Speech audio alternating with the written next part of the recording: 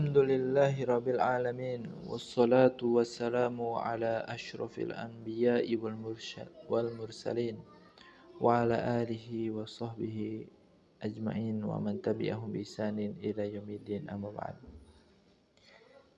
Jemaah sekalian yang dirahmati Allah Subhanahu wa taala, alhamdulillah kita dapat berjumpa kembali dalam kajian ilmu tajwid dan kita akan membahas pada kesempatan kali ini tentang hukum ra' tarqiq, di mana di pertemuan sebelumnya kita telah membahas hukum ra' tafkhim dan kita akan memasuki hukum ra' tarqiq.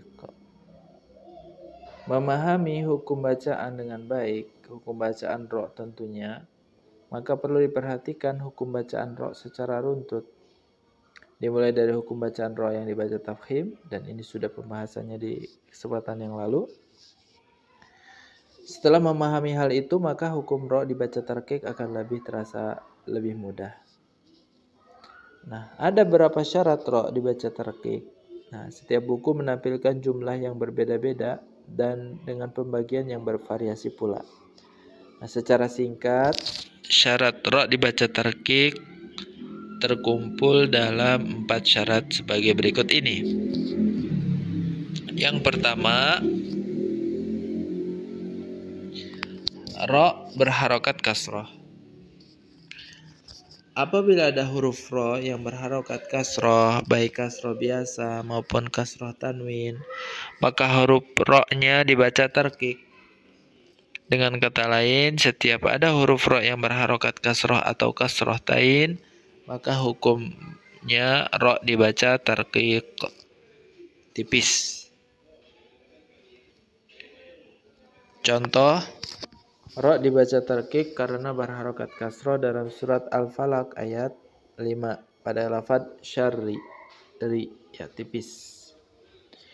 A'udzu billahi minasy syaithanir rajim. Wa min syarri hasidin idza hasad. Wa min syarri hasidin idza hasad. Wa min syarri ya, tipis. Contoh ra' dibaca tarqiq pula karena kasroh tain dalam surat Al-Hujurat ayat 13. Tentu kita juga harus perhatikan tanwin in bertemu dengan wawu, maka idgham bigunnah kita berikan juga haknya. Ri, zakari wa, zakari, ri, tipis.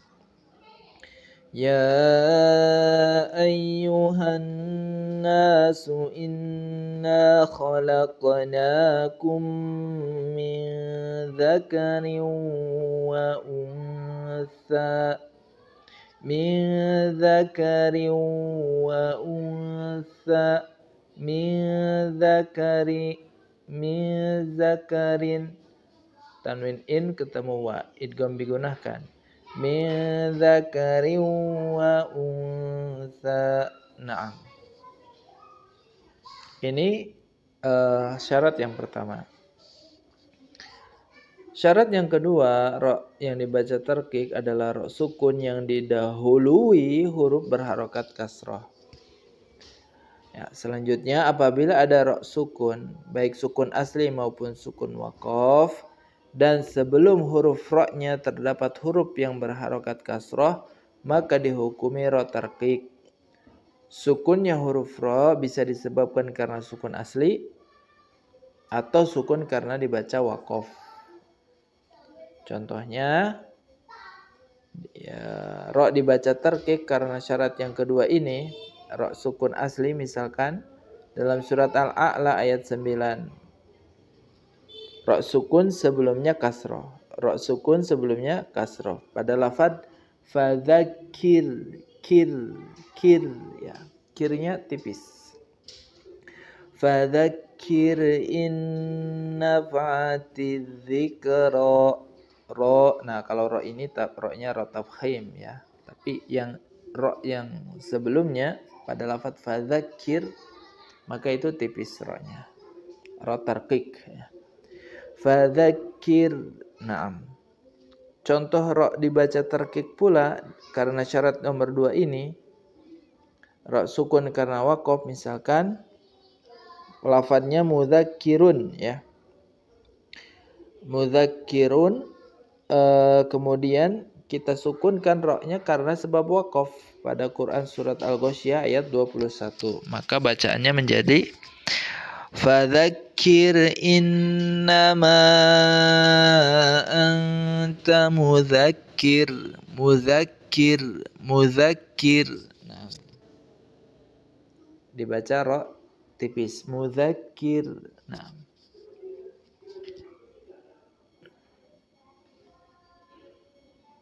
kemudian syarat yang ketiga, ro dibaca tarkik ya.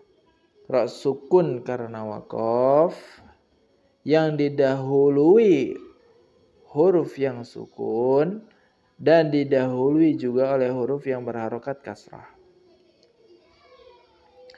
Ro dibaca tarkik dengan syarat nomor 3 ini hanya terjadi jika ro-nya dibaca waqaf, apabila ada ro sukun karena waqaf dan sebelumnya terdapat huruf sukun juga, lalu sebelum huruf sukun tersebut terdapat huruf berharokat kasrah, maka dihukumi ro dibaca tarkik.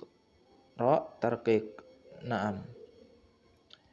Dengan catatan huruf yang sukun yang sebelum huruf ro tersebut bukanlah huruf ya sukun atau huruf isti'la sukun.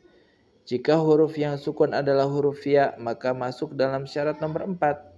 Jika itu huruf isti'la sukun, maka bukan dibaca tarkik melainkan jawaz wajhain. Naam, boleh 2 bentuk. Contoh, ro dibaca tarkik karena syarat nomor 3 dalam Quran surat Al-Fajr ayat 5 dibaca waqaf. Hijrin menjadi hijr. Hal fi dzalika qasamul lidzi hijr. Nah, tidak tebal tetapi tipis, hijr. Nah, kalau tebal seperti wal asr. Kalau ini hijr.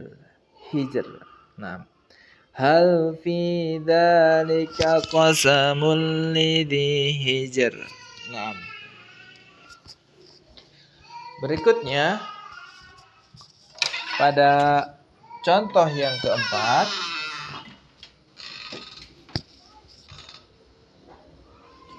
ro sukun karena waqaf yang didahului oleh huruf ya sukun. Terakhir adalah apabila ada huruf ro sukun yang didahului oleh huruf ya sukun, maka dibaca tarkik atau tipis. Sukunnya ro di sini pasti disebabkan karena waqaf sebagaimana yang disinggung dalam syarat ro tarkik nomor 3 di atas atau tadi. Adapun jika sebelum huruf ya sukun ada huruf berharokat, maka tidak terpengaruh meskipun harokatnya fathah, domah maupun kasroh. Nah,